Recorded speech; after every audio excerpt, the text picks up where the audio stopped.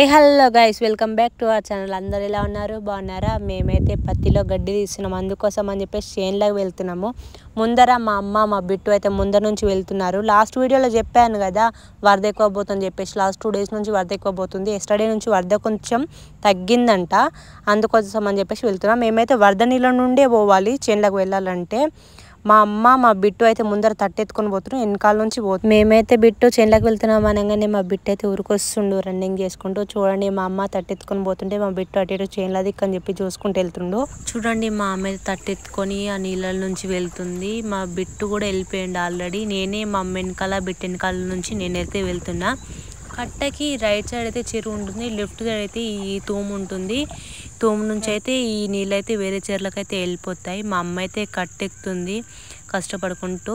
అదైతే అంత చెరువుకు దగ్గర ఉండాలి కాబట్టి గంగమ్మ గుడి అనేది చెరువుకు దగ్గరే కట్టారు. ఇదంతా చెరువు అనమాట. మేమైతే మా అమ్మని అయితే మాట్లాడుకుంటూ వెళ్ళిపోతున్నాము. అమ్మ టైం 11 అయిపోతుందమ్మా, మనం 10 వరకు వచ్చేద్దాం అనుకున్నాము చేన్లకి అని చెప్పేసి అంటూ నేను మా అమ్మతో అంటున్నా. మా అమ్మ చేతిలో ఏమో చెట్లు ఉన్నాయి. ఏం చెట్లు అమ్మ అవి చూపించు అని చెప్పేసి అంటే మా అమ్మ అయితే చెట్లు చూపిస్తుంది. టమాటా చెట్లు అని చెప్పేసి మా అమ్మ చెప్తుంది. ఏం చేస్తావమ్మా ఆ చెట్లని అని చెప్పేసి నేను అడిగితే మా అమ్మ చెప్తున్నాతో పత్తిలో పెడదామని చెప్పేసి చెప్పింది. మేమైతే మా చేను దగ్గరికి వచ్చేసినాం. ఈ రైలు పట్టాలకి పక్కనే లెఫ్ట్ సైడ్ లో మా చేను అయితే ఉంటుంది. మేమైతే పట్టాల మీదకి వెళ్ళి దాటి వెళ్ళాలి కాబట్టి ఫస్ట్ ఇక్కడ ఎక్కేసి మా చేను దగ్గరికి వెళ్ళాక మేమైతే పట్టాలు దిగుతాం అనమాట.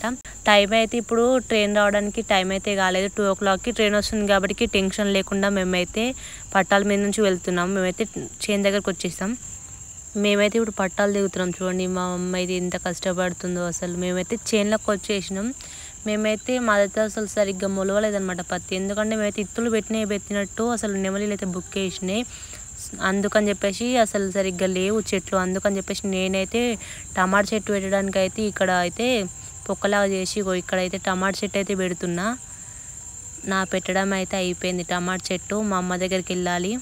నేనైతే వెళ్తున్నా. కొంకి అది కలవాలన్నమాట. కలవార తీసుకొని చెప్పేసి వెళ్తున్నా.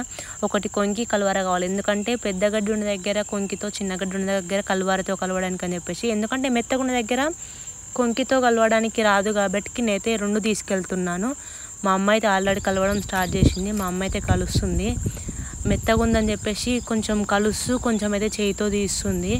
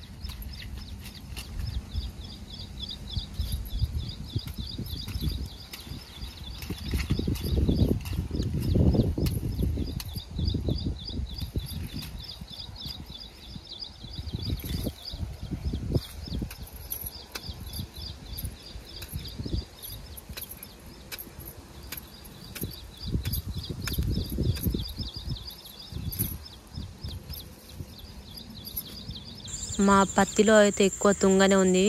మా అమ్మ తుంగనే వ్యక్తుంది. మేము పత్తి కలవడం స్టార్ట్ చేసిన కొద్దిసేపటికే వర్షం అయితే చాలా వస్తుంది. అందుకని చెప్పేసి మేము వానకాయలు అయితే పెట్టుకుంటున్నాం. వానకాయలు పెట్టుకొని కలవాలి ఇంకా. అందుకని చెప్పేసి అందరం మా అమ్మ నేను అయితే వానకాయలు పెట్టుకుంటున్నాము. ఇలా మేమైతే వానకాయలు పెట్టుకోగానే వర్షం అయితే ఆగిపోయింది.